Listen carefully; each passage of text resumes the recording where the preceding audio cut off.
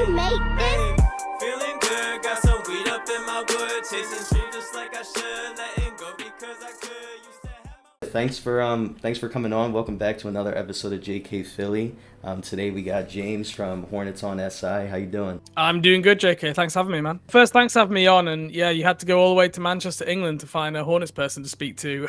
Yeah, right. But no, I mean, for those who don't know, and your listeners probably won't, I've covered the Hornets for about 15 years from the UK. So if you're being like, why is he speaking to a British guy about the Hornets? That's why. Yeah, like I stated a little bit earlier, we are trying to interview all 30 NBA teams, the fans, the journalists, the people that want to talk about, their specific home team or, teams that they've been fan of for a long time. But Trey Mann in the beginning of the season, I know he went out with injury a little bit later, but how good is he, from your point of view and how he's going to, translate within the team roster and stuff like that?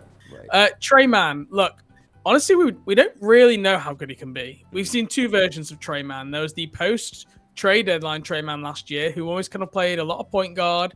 He was quite, I would say, reserved in his shot selection. He was really focusing more on his playmaking. And then you had this version of Trey Mann. And look, it didn't last very long because he ended up getting shut down with a herniated disc. He only played, I think it was 13 games. But this year's Trey Mann was your classic sixth man, like absolute gunner, like being really aggressive, searching for a shot. And he was having a really strong start to the season. And in training camp, the noises coming out of the Hornets training camp was that like Trey Mann had the guy who opened most eyes that training camp. And he's a pretty quiet, understated guy. Yeah. But teammates seem to love him. They did in OKC. They do again in Charlotte. So that was a real scoring threat that the Hornets needed. Once he went out, that really affected this team. Yeah, I definitely saw in the beginning of the season, us, the Sixers fans, going off to a not so hot start. We were getting a lot of media coverage because he liked the AI cornrows. So yeah, we saw a lot of that, and it was cool just to see him because it was like, you know what, my Sixers aren't doing anything. I'll tune into some Hornets. He was bringing 90s back, big baggy shorts, yeah. The cornrows, everything, all the pre-game fits. And he just said, like, he got asked about it a bunch, and he was like, I don't do it for any other reason other than it just makes me feel good. Yeah. He wasn't like trying to be AI. He wasn't trying to send a message. He was just like, I just like how it looks, and when I wear it, I think it looks good. And right. It'll be interesting. Hopefully, we see it back in Charlotte. He is a restricted free agent this offseason. Mm-hmm. It feels like due to that back injury, his market will be pretty muted, you would have thought.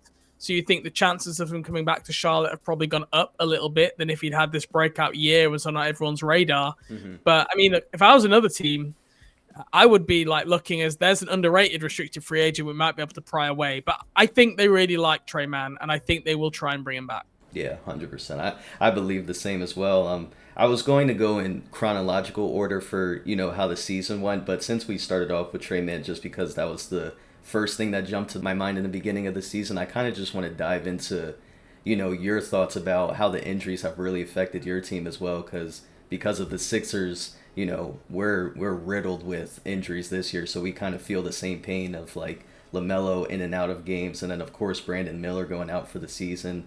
How did that really affect your team, around the time when Brandon Miller really seemed like he was starting to have like a good season this year, like really standing out? Well, the injury that I think affected the Hornets most this year was Grant Williams, which will not be a headline for people. Mm-hmm. He tore his ACL, and I think he did his meniscus and maybe another ligament in his knee as well. Yeah. But he is the best net rating on the team. He was outplaying Miles Bridges early in the year, and the defense leadership and his ability to play like the stretch five just helped LaMelo Ball excel so much, especially that stretch five role. And then defensively, he was a real organizer. I would say he is the most impactful guy that this team has missed, and he's probably going to miss maybe most to half to three quarters of next season too. Yeah. But there's been so many injuries of the Hornets for the last 3 years that they all kind of begin to like fade into one. But this year, the Hornets are actually the most injured team they've been out of all the last 3 previous seasons. Yeah. And that feels weird when you see like LaMelo Ball has played, I think, the most in 3 seasons. Mark Williams has played the most in 3 seasons. But they've had so many other injuries everywhere. Like, I think they've had 41 starting lineups as of tonight's game, which is the most in the NBA. And to put that in perspective, the Grizzlies' record is 50 in a season. So they're not like there's still 5 or 6 games left to go here. They could still set that down. So right. It's been really difficult to really like take away a lot when you just have these lineups that are so flawed from the start. Like nobody thought T-John Salon was going to be playing this much when he was like a raw project rookie who was drafted, and he's had to be like the backup power forward for about half of the year. Right. Yeah. It's definitely interesting when we gotta start jumping into our G League and we gotta start signing guys to 10 days, and it's a whole different look for the team. It's since I've been involved with, covering basketball, or at least just watching it as a fan, this is one of the first times, even though the Sixers have had their shortcomings with talent that they've had on the team, but the first time I've experienced like, oh man, we're really in the pits of we got nobody on this team that can really help us, or we have no type of bright spot that we can really depend on game by game. Yeah, and there's only just so many games that you can get excited about, like Ricky Council Jr., right? Like, yeah. There's only so many games where it's like, oh, this guy's interesting, and then after a while, the novelty wears off, the other team's scout gets better on them, they take away their strengths, and all of a sudden the game just looks a lot harder for guys after 10 or 15 games. Yeah, 100%. Okay. Can I go back to Brandon Miller for you? Yeah. Let's talk because you mentioned about Brandon Miller earlier, and I kind of took it off topic. You mentioned, you thought Brandon Miller was like having a season where it really seemed like he was kind of breaking out to be a young star. I think Brandon Miller this year was the rare example of where the numbers don't look that bad, but when you actually watch the film, like it left you wanting a little bit more. Okay. In his first year, he was like, everything made sense that he did. He didn't force it. He got to his mid-range, which he shot really well. He moved the ball. This year in Charles' system, he always kind of like empowered him and pushed him out of his comfort zone. Handled the ball a lot more. Wanted to shoot a lot more contested threes, a lot less kind of get to the mid-range. And that might be good for Brandon Miller's development long-term, but there were like definitely some growing pains this year. Yeah. He was really inefficient from basically everywhere on the floor, apart from three, where he was, again, not quite to the same efficiency, but on really high attempt rate. I think it was 11 threes per game, shot 35.5%. And he had a really good stretch when actually LaMelo Ball was out injured, where he was, I think for 10 to 12 games, he was playing really well. But if you take out that stretch, he actually struggled with like playing alongside LaMelo a little bit this year. And he didn't get to do it much last year because of the injuries either. So again, I think question is still out a lot.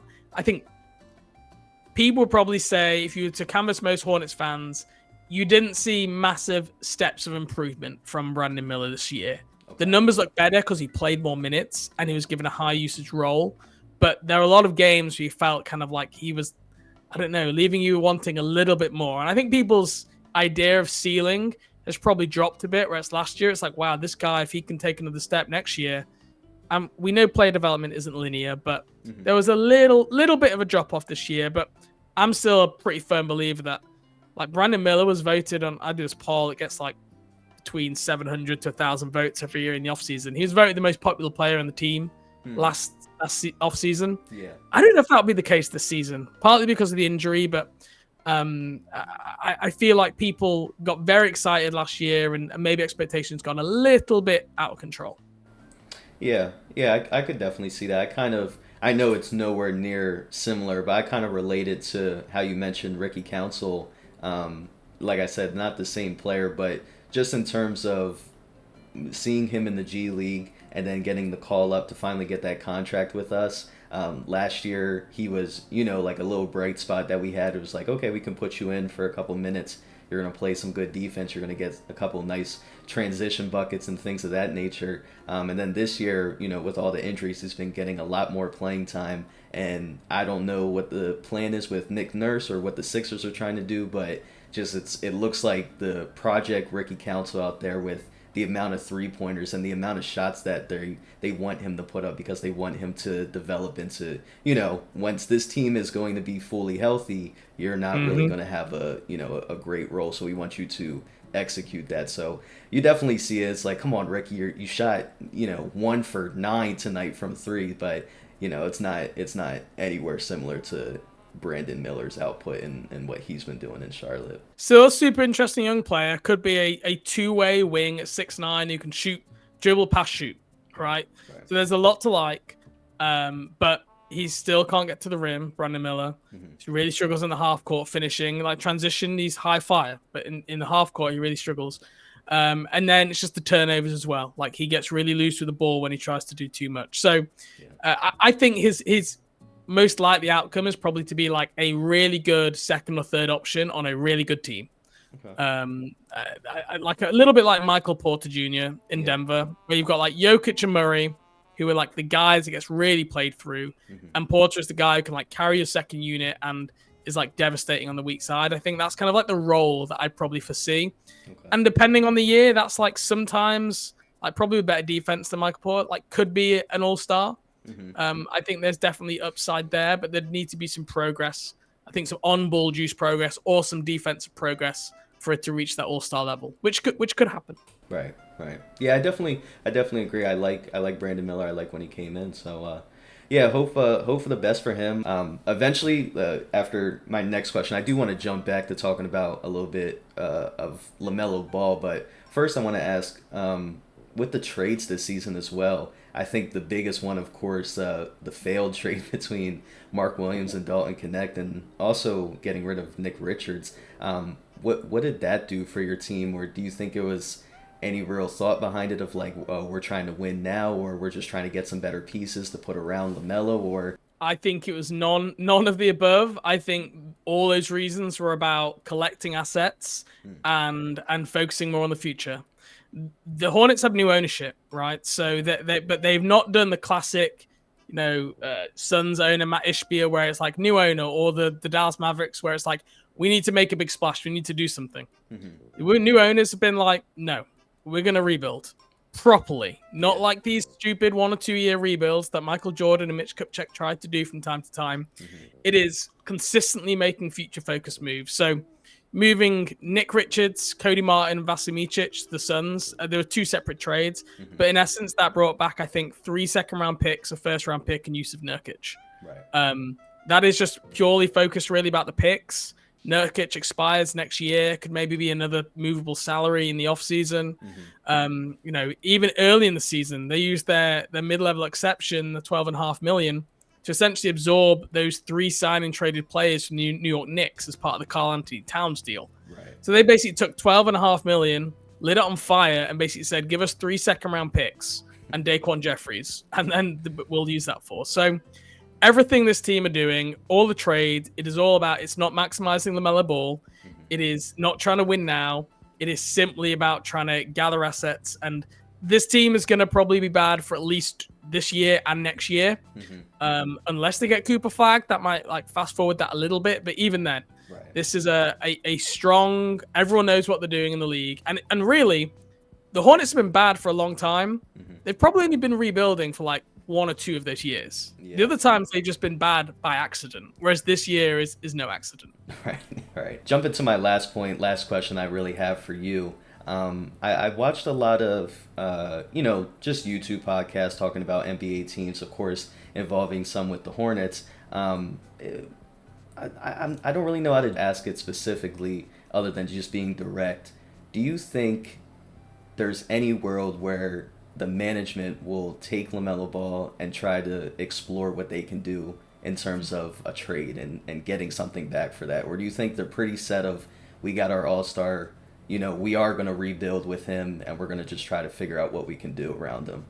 Well, very timely question, because I've just written 1,500 words on that exact question for charlotteculture.com. So if you're really interested about my deep breakdown, type in charlotteculture.com, LaMelo Ball trade, and it'll come up on Google. You'll be able to go read it. I went really in depth there. Awesome.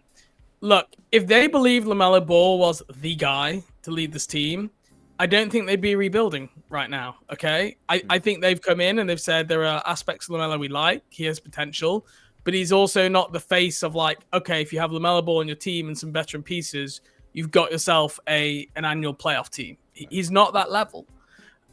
So I think this year more than any other is the year where I think they really might consider moving LaMelo Ball. I with this question, the most likely outcome is always no. Will you trade your one marketable player who like gives you relevancy? Right. It's always more likely to be a no, especially when they're under contract for 4 more years like LaMelo is. But there are real concerns. injuries consistently a problem. He doesn't have that leadership characteristic that you kind of hope to have from your best player. The Sixers fans might know a little bit about that. I think the defense, the turnovers, the inefficiency, like are also symptoms, I would say, of like a poor put together Hornets roster, which isn't trying to win. But I also don't think you're just gonna like, I don't know, put LaMelo in Orlando, and I don't think those things are going away. I think they are real warts in his game, and I think they're magnified in Charlotte, but I don't think they're non-existent. Right. So I think the team should explore it, but it's really difficult to do. Do you say to everybody, hey, we're open to trading LaMelo Ball, and you disengage and you alienate your young star who's under contract for 4 more years, right. And he's like, oh, I've been nothing but loyal to you. I've been injured, yeah, but he's not made noises once about wanting to go elsewhere, despite a lot of people kind of urging him to in the media. Yeah. Or do you go in secret? Okay, we're not going to broadcast our public intentions to trade LaMelo, but we're going to secretly explore the marketplace. And what if, 1, that gets out? Or 2, what if you don't get the return that you want? So we just saw that with Luka, right? The whole secret Nico Harrison meetings with Rob Pelinka. And everyone's saying, why didn't they canvass the league for better offers? There would have been better offers out there. Right. But what if they canvass the league and then they go, I don't like any of those offers. Actually, we want to keep him. Well, at that point, that can be really, really difficult for you to keep LaMelo Ball. So it's a bit of a balancing act. I don't know where they'll land on it. Look, we've already seen Mark Williams got traded out of the blue, and I would have told you he's probably top 2 or 3 most likely to be back in the team next year before the trade. So it's clear that every player has their price, and they're not overvaluing too many of their own players, which they shouldn't, because this team have been pretty bad for a long time.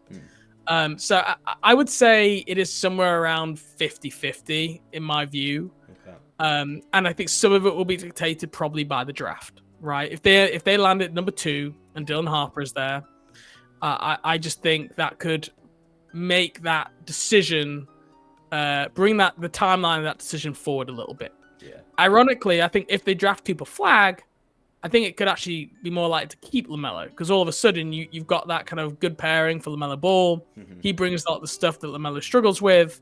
And you've also got a guy to kind of take some of the load off Cooper Flag, who's going to have a lot of fanfare, a lot of focus, which would make his life easier as well. So it's a really timely question. And my honest answer is I don't know.